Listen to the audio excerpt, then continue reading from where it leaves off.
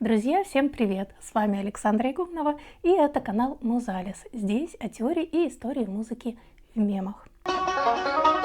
Наступил февраль 2026 года. Давайте посмотрим, кто из композиторов известных и, может быть, не очень известных, родился в этом месяце. Может быть, в один день вместе с кем-нибудь из них родились вы? Я родился. Всех, конечно, здесь упомянуть нереально, поэтому буду рада, если мою небольшую подборку вы сможете дополнить другими композиторами или исполнителями. Исполнителей, кстати, я сознательно здесь не затрагивала, поскольку иначе это будет очень-очень-очень большое видео. Но вас я абсолютно ничем не ограничиваю. Хотя я не очень верю в знаки зодиака, но мы здесь говорим о людях, которые родились в конкретный день конкретного месяца. Поэтому продолжаем наблюдать.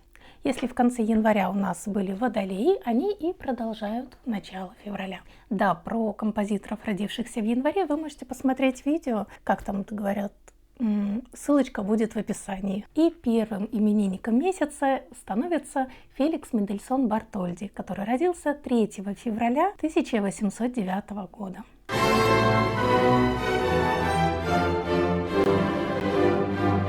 Да, он знаком в нашей стране как автор того самого свадебного марша. А вообще это всего лишь один номер из его музыки комедии Шекспира «Сон в летнюю ночь».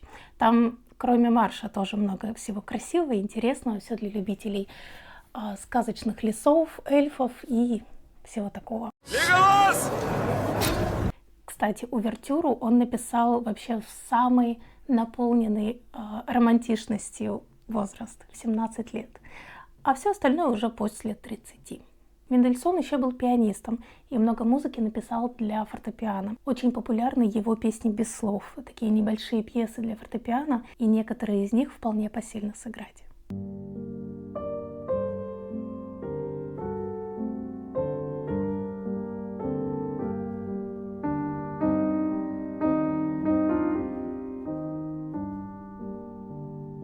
Но мало этого было человеку. Еще с юности он занимался просветительской деятельностью.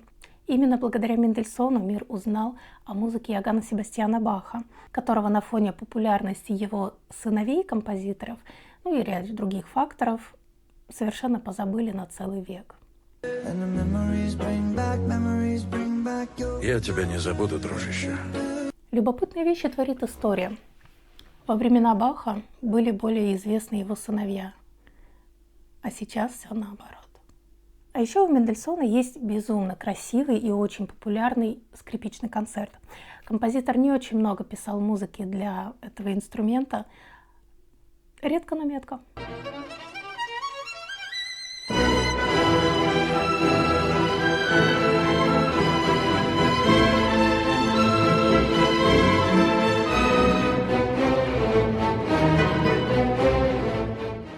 «5 февраля 1918 года родился советский композитор Кара Караев. Какой может быть музыка, написанная отчаянным мотоциклистом и в то же время мастерским фотографом, композитором, который учился у Шостаковича и при этом впитал родной фольклор Азербайджана? Очень разный. Что вы умеете делать? Все. Стрелять, варить халву, подковать жеребца, вскрыть сейф, поделать документы, принять роды, написать статью, петь в хоре. Он писал романсы, фортепианную и оркестровую музыку, оперы, балеты.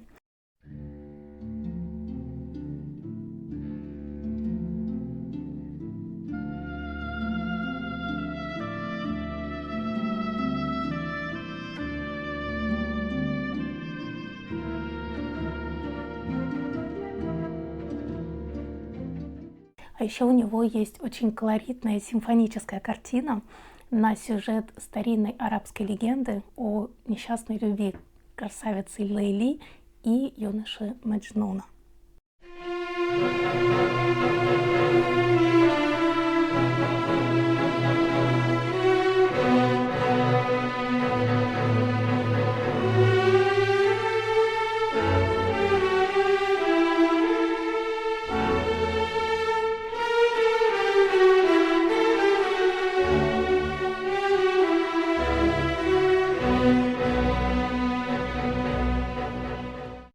всю жизнь стремился преодолевать инерцию творческой мысли. Даже в зрелые годы он говорил, что, чтобы не стоять на месте, иногда нужно изменять самому себе.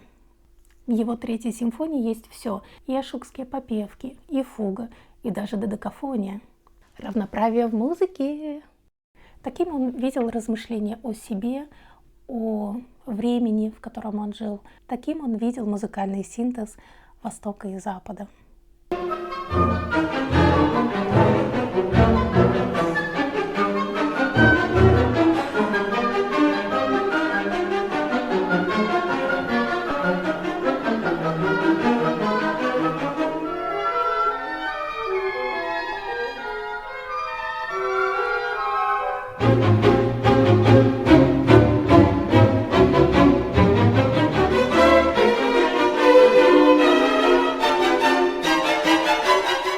В 1741 году, 8 февраля, родился французский композитор Андре Гретри. Андре Гретри.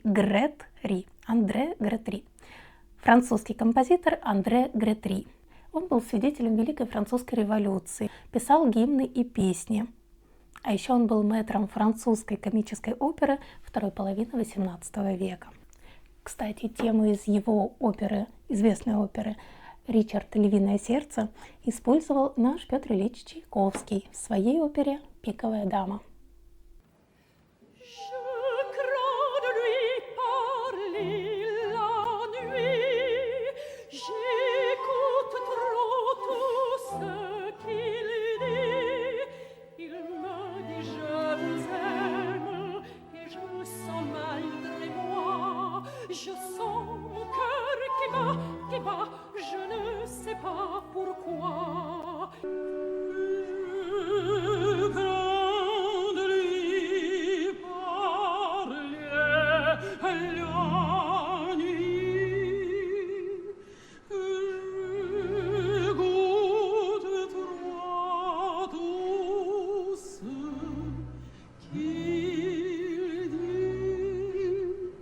Для Гретри было важно, чтобы вокальная мелодика была наполнена речевыми интонациями. Он искал музыкальную правду.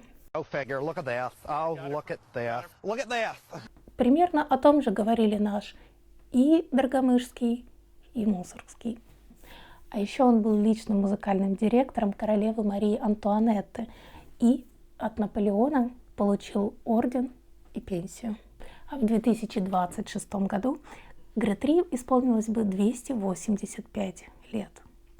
Другой именинник и наш современник родился 8 февраля 1932 года. И это один из самых успешных, самых известных кинокомпозиторов наших дней – Джон Таунер Уильямс.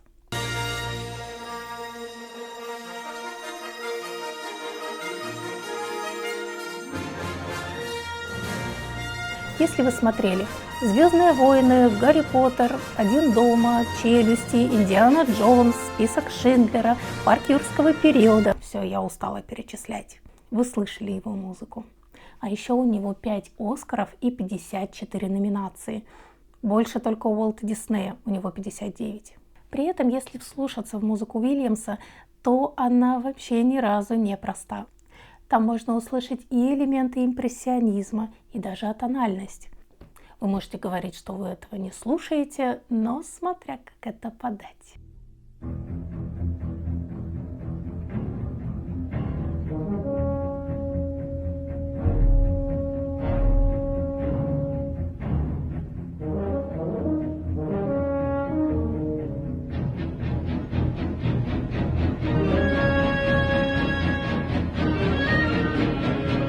Джон Уильямс пишет музыку не только для кино. У него много концертов для разных инструментов, причем некоторые он писал специально под конкретного исполнителя.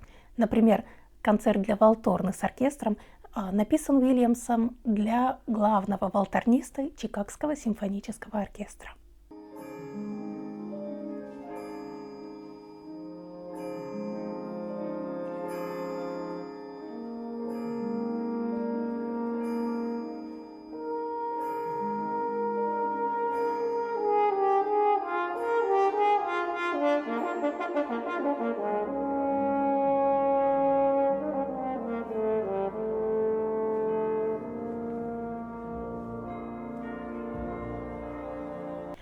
А еще он учился в Джульярдской школе у пианистки, выпускницы Сафонова в Московской консерватории.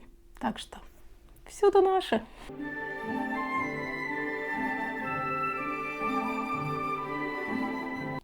9 февраля 1885 года родился яркий представитель Нововенской школы Альбан Берг. Нововенская школа специализировалась в таком направлении, как додекафония.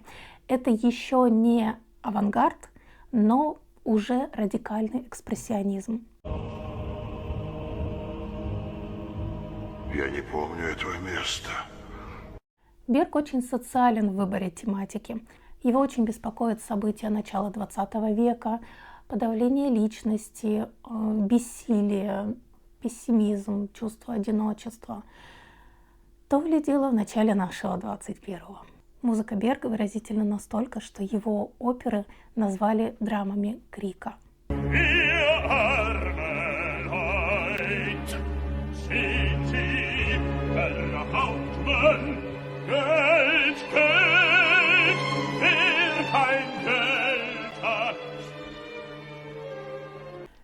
Берг создал не очень много произведений, однако в театрах иногда вы можете увидеть его оперы «Воцик» или «Лулу», а на концертах его камерную музыку. А еще в операх Берг от солистов иногда требует исполнить что-то среднее между пением и речью. Это называется шпрехгезанг.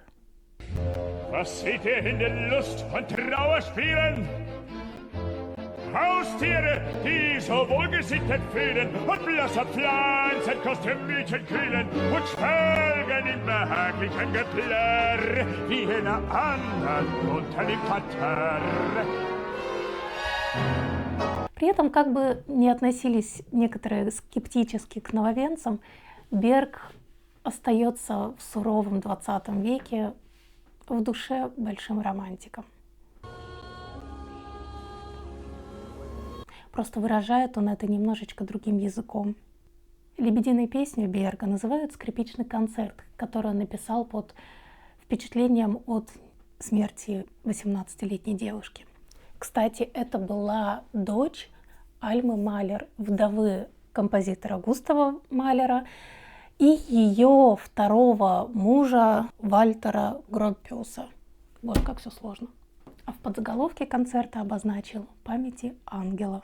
А мы продолжаем романтический настрой, и в самый романтизированный день в году, в наше время, по крайней мере, 14 февраля, только 1813 года, родился очень интересный русский композитор Александр Сергеевич Доргомышский. Это был такой музыкальный правдоруб. Для него было важно, чтобы слово четко отражалось в музыке. Доргомышский был младшим современником и другом Михаила Ивановича Глинки. А Глинка в свое время учился в Европе у одного немецкого теоретика, известного Зигфрида Дена. И тетради, которые он привез, он потом передал Доргомышскому для того, чтобы тот тоже мог по ним учиться. Ты хочешь научиться кунг-фу? Да. Тогда я и есть твой мастер. Такие времена — это вам не вебинар смотреть с диванчика. Хотя, в принципе, то же самое, только сигнал чуть дольше. При своей любви к речи логично, что Доргомышский много писал вокальной музыки. Это и романсы, и песни, и оперы. Возможно, криминал по коням. И на стихи своего тезки Пушкина, куда же без него. Очень известны его «Юноша и дева», «Я вас любил», «Ночной зефир». И, кстати, опера «Русалка» Доргомышского тоже написана по Пушкину. Помню, я как-то группе рассказывала сюжет оперы, и вот говорю, там драма-драма, и главная героиня утопилась. Конец первого действия. Как первого действия? А что там дальше-то еще, как бы вроде как все. Вот. Но нет, там еще есть целых 3 действия. Так что не только в «Игре престолов» умеют убивать своих героев в начале фильма. Более того, героиня во втором действии, Аки Кейтилин Старк, вернулась и пела песню на свадьбе будущего отца своего ребенка. Понимаете, как хотите.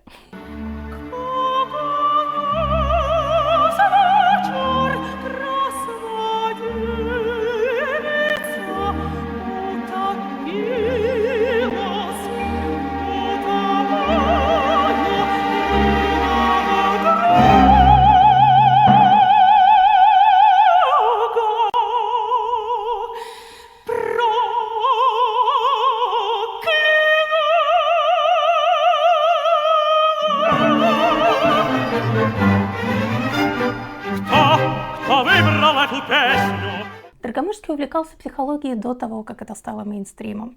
Ярче всего это проявилось в его лирико-психологических романсах, вроде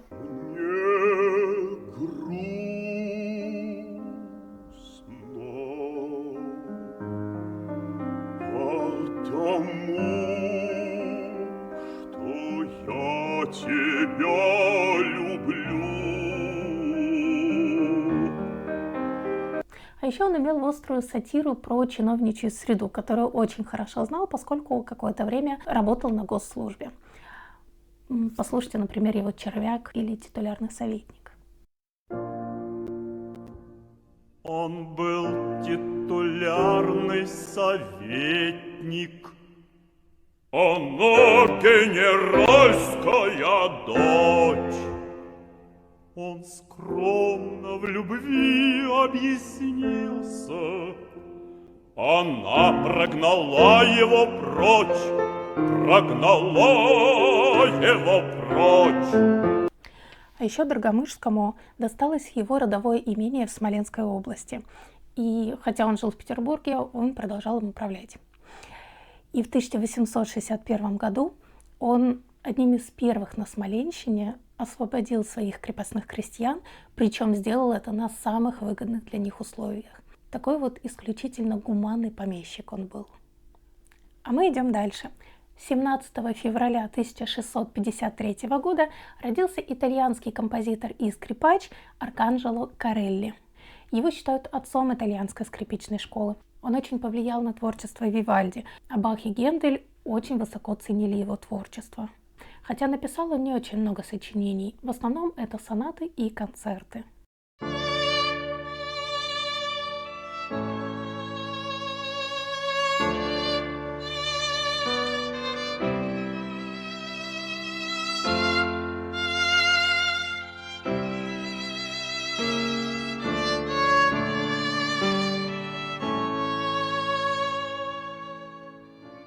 Кстати, концерты во времена Корелли были не совсем то же самое, что сейчас. Раньше это были так называемые кончерто гроссо, такое соревнование между солистом, группой солистов и группой оркестра. Сбалансировано. Такое чередование соло и тутти или соли и тутти.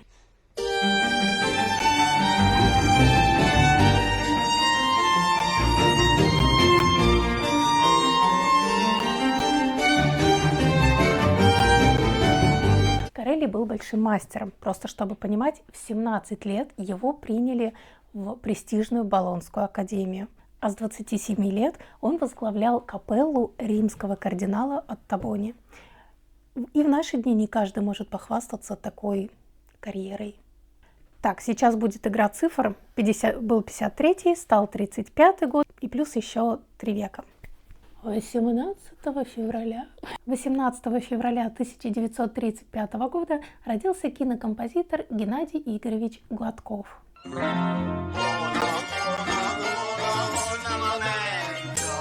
И его музыку вы знаете, если смотрели фильмы «12 стульев», «Обыкновенное чудо» или «Джентльмены удачи». А кто не знает песни «Я на солнышке лежу» или «Луч солнца золотого». Пусть скрыла пелена. Кстати, некоторые песни в фильмах Гладков поет сам. Например, его голосом поет король в «Бременских музыкантах». Такая-сякая Сбежала из дворца, такая-сякая расстроила отца. А еще Гладков один из крупнейших авторов мюзиклов. И у него много театральной и оркестровой музыки. Занимательный факт. Между прочим, композитором Гладков стал не сразу. В разные времена... Почему я все время смотрю в эту точку? В разное время бывают модными разные специальности. Какая сейчас специальность в моде, вы и без меня знаете. А в послевоенные годы таковой была химия. И Гладков сначала выучился на химика и поработал в научно-исследовательском институте. И уже потом стал музыкантом, ушел в композиторы. А вот Бородин совмещал и музыку, и химию. Правда, и музыки Бородин написал намного меньше, чем Гладков. Ну, это уже другая история. Время, бессердечная эта штука. 19 февраля 1743 года родился итальянский композитор и виолончелист Луиджи Баккерини.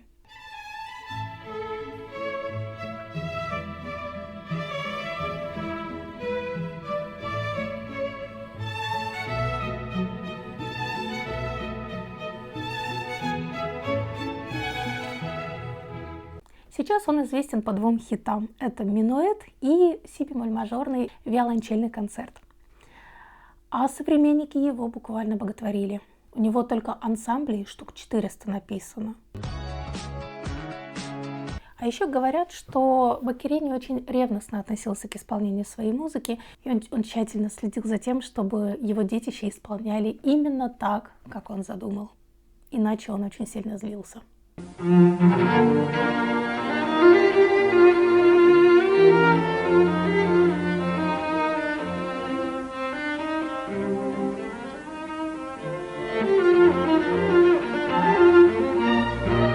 На изящный стиль Баккерини повлияли и оперы Гретри, и музыка одного из сыновей Баха, Филиппа Эммануэля.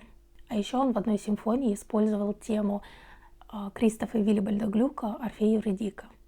Баккерини был знаком с Гайдном, они даже переписывались. А на либретто старшего брата Баккерини Гайден написал даже ораторию. Водолеи в воду налили, теперь запускаем рыбок. 21 февраля 1791 года родился композитор, чью музыку всегда играют пианисты и почти никогда не слушают зрители в зале. Это Карл Черни. Юбиляр. Ему в этом году отмечают 235 лет со дня рождения. Между прочим, он сам был виртуозным пианистом, сделал море переложений опер и симфоний на фортепиано, то, что называется клавир. А еще он много преподавал. Например, у него учился другой известный пианист-виртуоз, причем более известный как композитор, Ференц Лист. Для развития беглости пальцев Черни написал большой сборник этюдов и упражнений, от самых простых до очень сложных. Эти этюды и играют пианисты по сей день.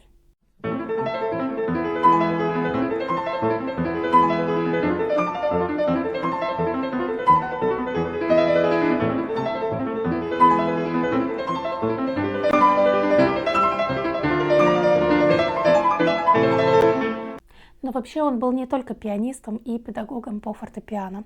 Он был еще и композитором-романтиком. У него очень много произведений, и вокальные, и симфонические. В общей сложности около 1000 произведений.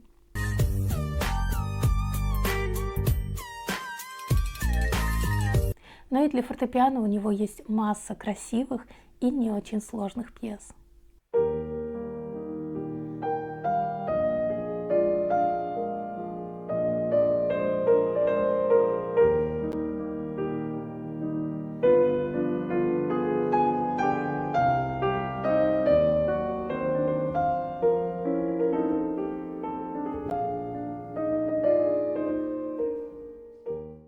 А во Франции 21 февраля, только чуть позже, в 1836 году, родился Лео Делиб, тоже юбиляр, ему в этом году 190 лет. Его дуэт «Цветов» из оперы «Лакме» я неожиданно часто слышу в рилсах в последнее время. Причем зачастую на нелитературную лексику, но примеры приводить я здесь вам не буду, сами без меня справитесь. А вообще, эта опера на ориентальный, то есть восточный сюжет о трагической любви индийской девушки Лакме и английского солдата.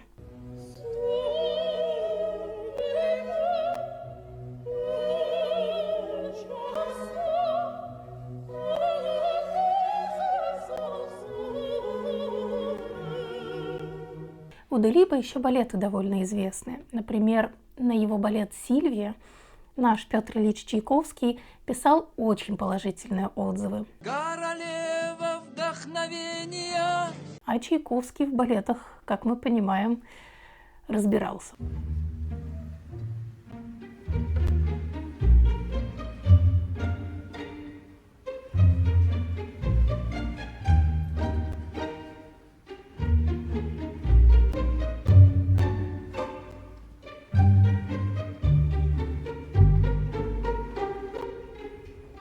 в наш День защитника Отечества, 23 февраля 1934 года, родился композитор Евгений Павлович Крылатов. В основном его музыка звучала в театре, а также в кино и в мультипликации.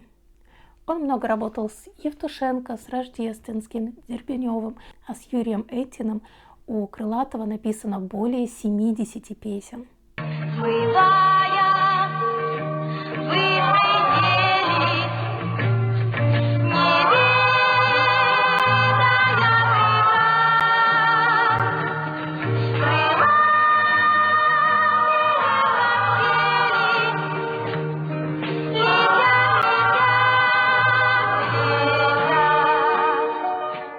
Кроме «Приключений электроника», он писал музыку к мультфильмам про Простоквашино, Дед Мороз и Лето, фильму «Гости из будущего». Алиса, это я!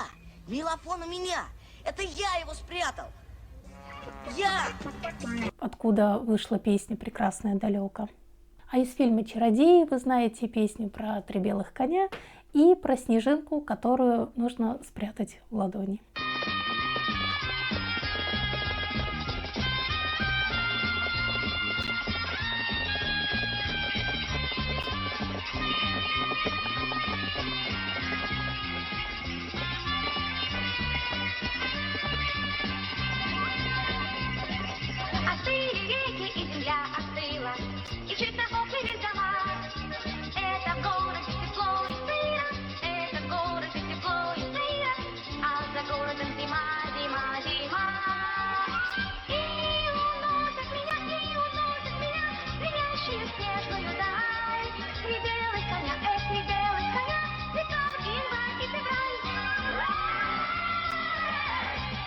А завершает наш февральский выпуск композитор, родившийся в удивительную дату 29 февраля 1792 года. Это солнце Италии Джоаккино Россини. Знаете, нам с наших диванов очень легко говорить о том, что он написал много опер, что он реформировал оперный жанр и вот это вот все.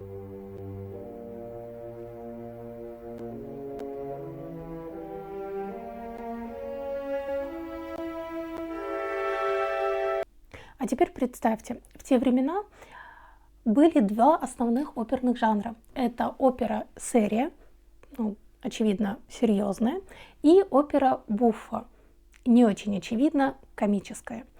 И они пришли в определенный тупик. То есть опера серия стала слишком типичной, как сериалы на домашнем, а опера буффа бездумно развлекательный. Слишком много аналогий. И именно Россини удалось поднять оперную планку так, чтобы люди шли в театр не для того, чтобы выгулять платье, а чтобы посмотреть, а что еще такого интересного Россини там придумал. Я больше чем уверена, что эту музыку вы знаете.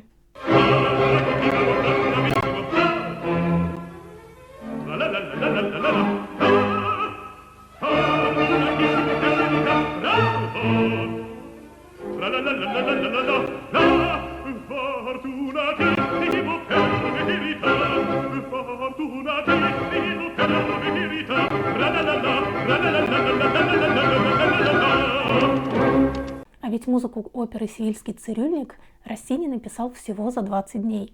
Это буквально мечта всех эффективных менеджеров. 20 дней работы, 200 лет популярности.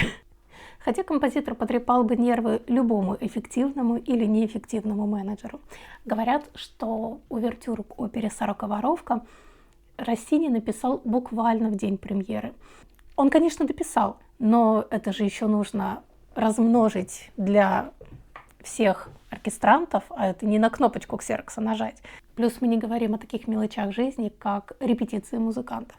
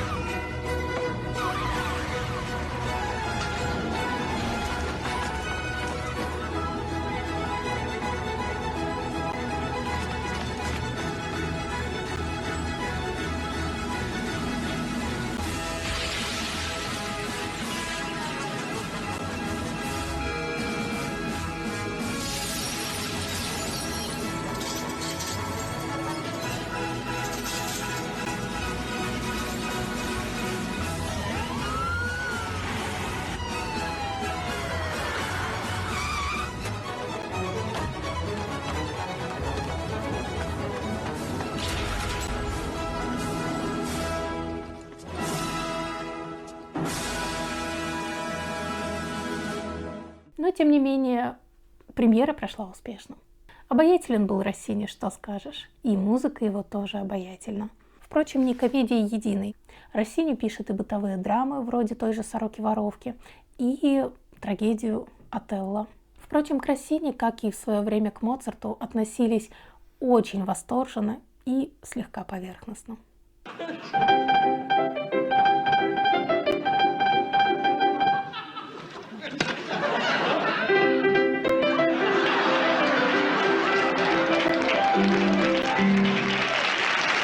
Загадкой века называли то, что Россини после своей 40-й оперы «Вильгельм Тель» больше не написал ни одной оперы.